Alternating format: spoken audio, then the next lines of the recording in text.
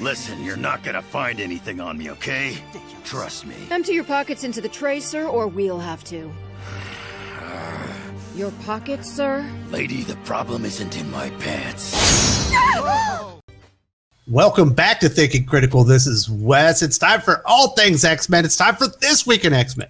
Obviously, here with me is the X-Men historian, the Marvel aficionado, Doc. How you doing, buddy? I'm good. I'm really happy to be here. I'm happy to be back.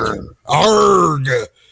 You know, they ask what a pirate's favorite letter is. You think it'd be R, but it really be the C. So, did you wear that, that improvised eye patch that I showed you? Yes. If people don't know, Doc is wearing an eye patch. He had a little medical condition, and he got his eye patch sweaty because you were mowing or something. I said, just use a male thong as an eye patch. Yep, definitely, fine. Totally worked. And went out right to the adult bookstore and found one that would have fit me in my younger days, let's just say. All right, well, let's get on to something a little bit more pleasant than that. I don't know how pleasant this is, but it's Marvel Comic-Con Home X-Men panel happened recently. They talked about a lot of things. They talked about Inferno, Trial of Magneto, the new X-Men series, and Hellfire Gala. There's some interesting stuff in here that has me intrigued. There's some other things in here that have me, sweating at night, thinking, "Oh God, no, please no more." But let's start with the good stuff first here, Doc. They were talking about Jonathan Hickman's Inferno. I think it's definitely the most exciting project to come out of X-Men in a while. It's felt like it's been a down brand, but this is what Jordan White, the group editor for X-Men, had to say. Mystique's real bad.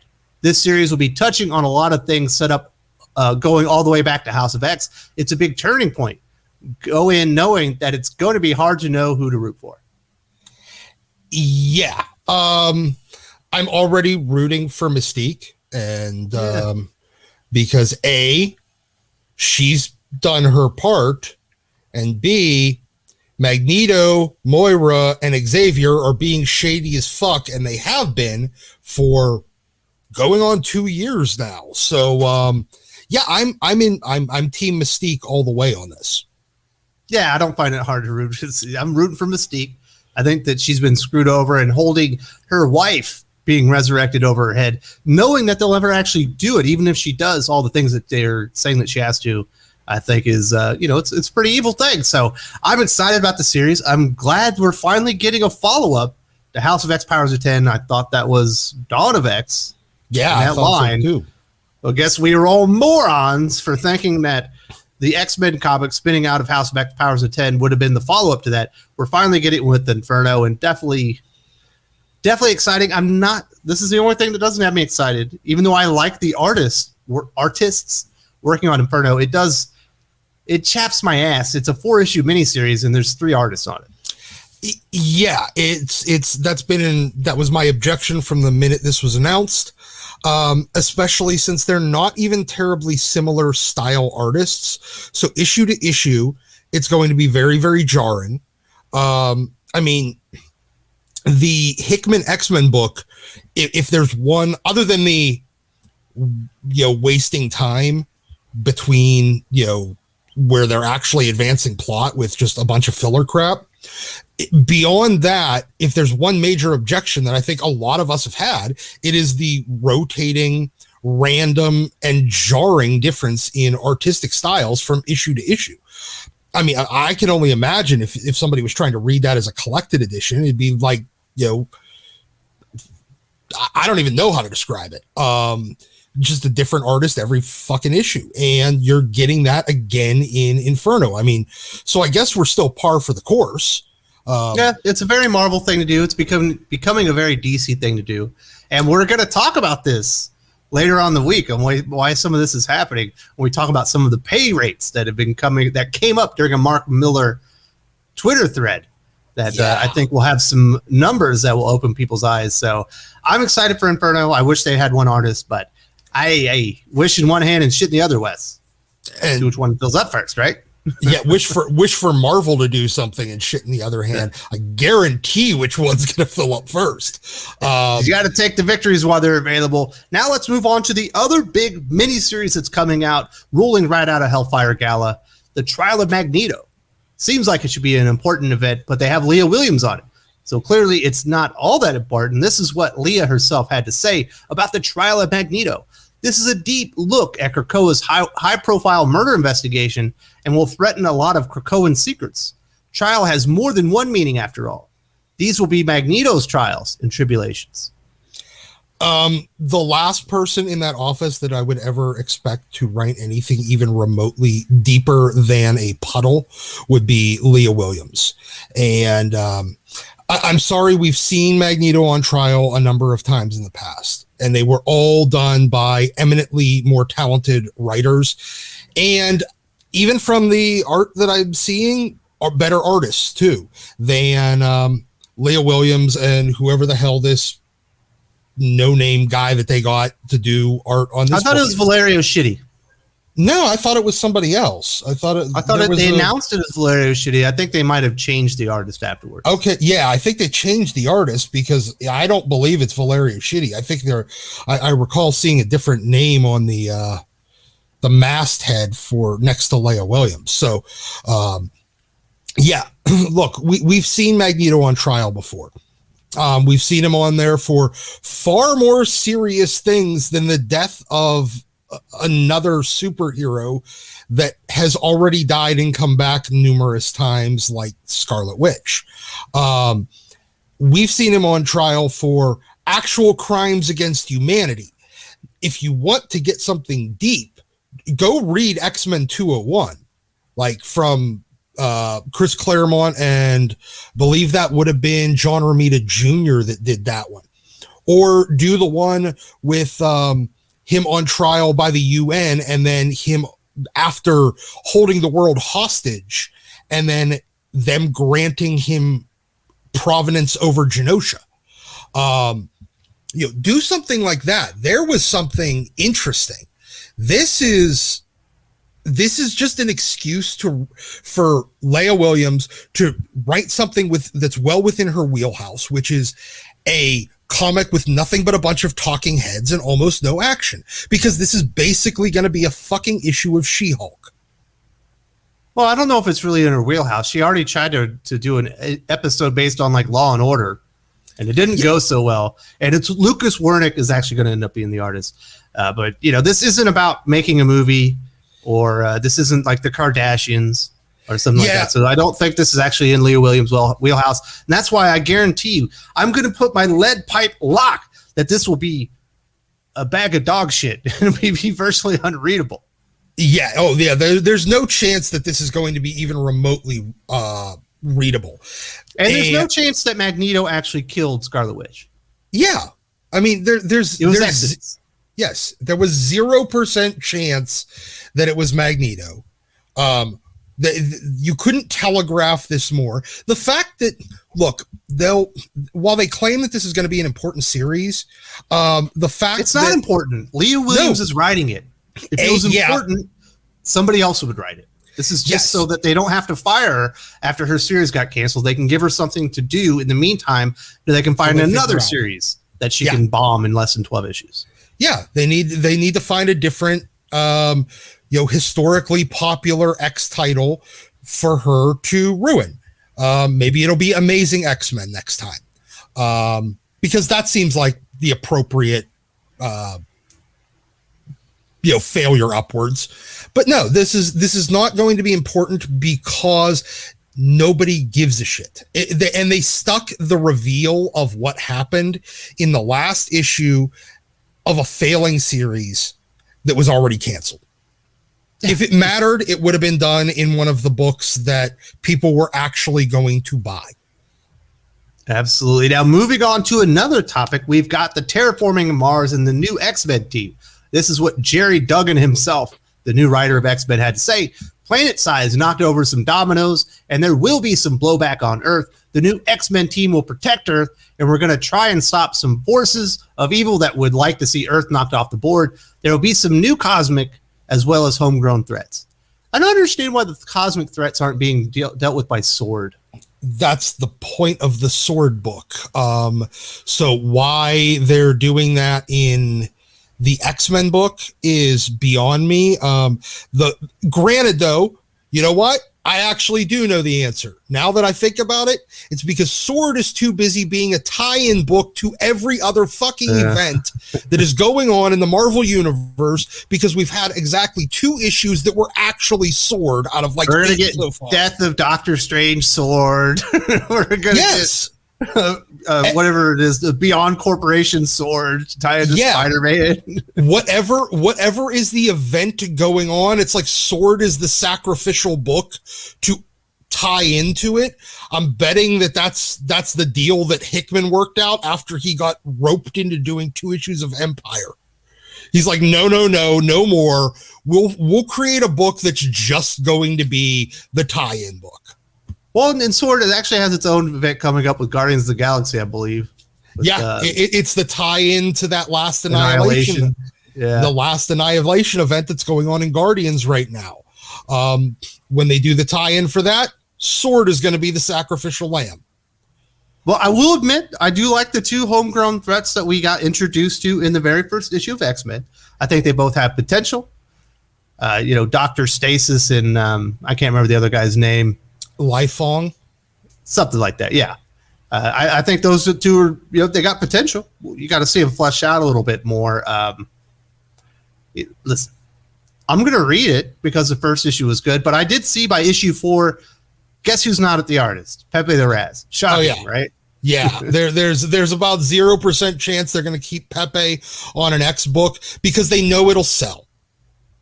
They know, and they think that this is, the same way that they roped you in with 21 issues of Jonathan Hickman just to then downgrade you to Jerry Duggan on a book titled X-Men. They rope you in with 3 issues of Pepe Larraz on art just so they can, downgrade you to fucking Gary Brown or some shit.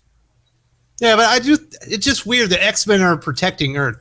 I think the Sword are protecting Earth and the X-Men are more of the, the terrestrial threats. But we shall see. Obviously, in the past, X-Men have certainly gone into space talk. It's been some of the most influential, long-lasting story arcs in X-Men history. Yeah, I mean, it's not like the X-Men don't have a kind of... But they didn't always have 2 space stations with, like, teams aboard of them. Yeah, they did. Around Mars and Earth. In fact, they never had that. They didn't have a second planet to live on. They didn't have 2 space stations, and they didn't have a group of teleporters that could teleport those space stations across the entire galaxy. Now they do. So back in the past, they just had to give a call to Christopher Summers and have the Starjammer roll in, or give a call to Lilandra and have her drop an Imperial Guard ship down for them to hitchhike their way over to the Shi'ar Empire, or to go beat up some Skrulls somewhere. They have a long storied history of flying around through space, but it always took them off planet. And the interesting thing was there was always 1 or 2 X-Men that were left on planet that didn't realize they got left on planet because everybody else got dragged off with no notice. Yeah. So we shall see on that one. Hey, it was a good start. I'm impressed with what Duggan did. He wrote a good X-Men comic. So congratulations to Jerry Duggan. Now let's move on to the last topic that they covered, the Hellfire Gala itself. We got 3 different quotes about that one. First up from Jordan White, group editor. When Emma threw that party, she said it was the first and that she didn't intended for it to be last. So if people are into it, I think we'll be thrilled to keep it coming back. We've heard this rumor before that the Hellfire Gala will be an annual crossover event within X-Men comics. This feels like a threat, not a promise. No. This is, look, this whole thing, there was a whole article on, I think, Games Radar, previously Newsarama, about specifically this. And you know what the feeling that I had the entire time? They are trying to manifest this into reality, because as it stands, there's no There's no sales data to back up its popularity. There's no real. I have anecdotal data. The comic owners, besides Pela, that I've talked to, said that the people really like the variant covers with all the costumes. I'm gonna I'll take your word for it. I don't think you're gonna get. I don't think that I don't think you're gonna still see much in the line of a sales boom out of it. There's a little bit of a novelty the first time. Anymore. No, we don't. But there's critically from readers, there was not a positive reaction. You didn't have. There was a very positive reaction to Pirates, Doc, and they're very loud on social media. They said it was great. Yeah, people that don't buy comics loved it. Until X-Factor, then they were outraged. They wanted everybody fired. Yes. Again, people that don't buy comics love the thing that they don't buy. That's spectacular. Look, I don't see this. This felt like they were trying to manifest. They're trying to set a narrative. They're trying to. This is kind of a, I guess, call to action to the people that they wanted to love this comic to scream at Marvel and demand they do it annually, because I'm going to almost guarantee if they look at sales data internally, there's nothing to justify doing this annually. Doc, I just made a video called The Consequence of No Consequences. I know. There's a lot of precedent for just doing it anyway. Yeah, I know. But if I'm hoping that they see an actual sales decline. All right, Doc. But I want you to hope in one hand. I know. Yeah, I know. All right, let's talk about Vita Ayala. She had something to say. This one's less interesting. Who doesn't want an excuse to dress up and show off to all the humans and flex on them? I don't ever want to see anyone dress up like there. There's most of those Hellfire Gala costumes. There's a lot of drag and stuff in there. We're pretty hideous. They weren't things that anyone would actually wear. They're things that you would have on like RuPaul's Drag Race. It was joke stuff that no one would actually wear. I just want someone to have a meat suit next time, I guess. Yeah, go full Lady Gaga, Yeah. Look, if there's one person, you know what? The only person in that office less capable of flexing on anyone than Jerry Duggan is Vita Ayala. So I don't know. I've seen her flex on people before. She's good at it, or they're good at it. I'm sorry. Vita is.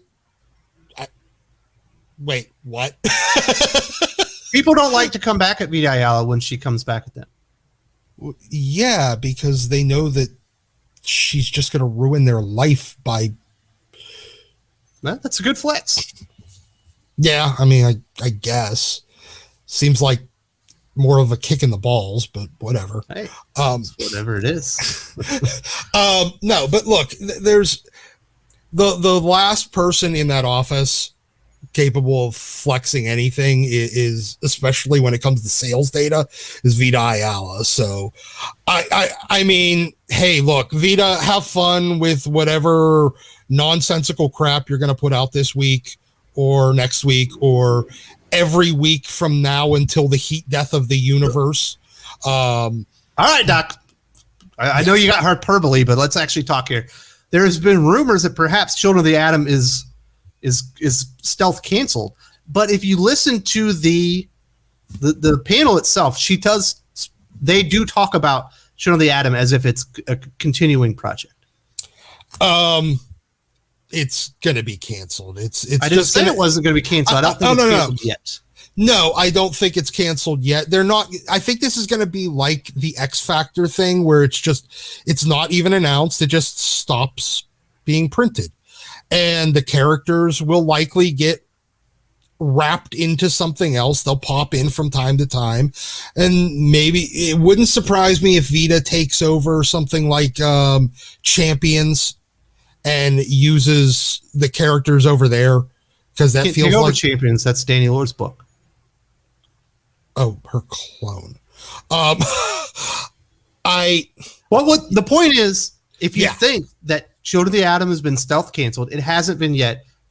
VIL was talking about the series as if it was a continuing project. Let's get to the last comment. We're running out of time here, Doc. Yeah.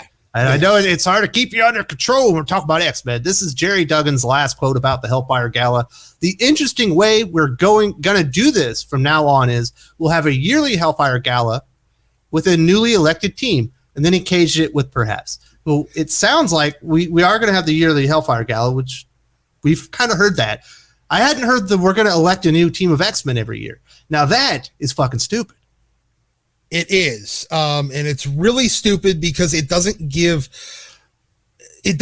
time for any of these characters to really body like council or something. These are it would be like, I mean, look, this is comic books.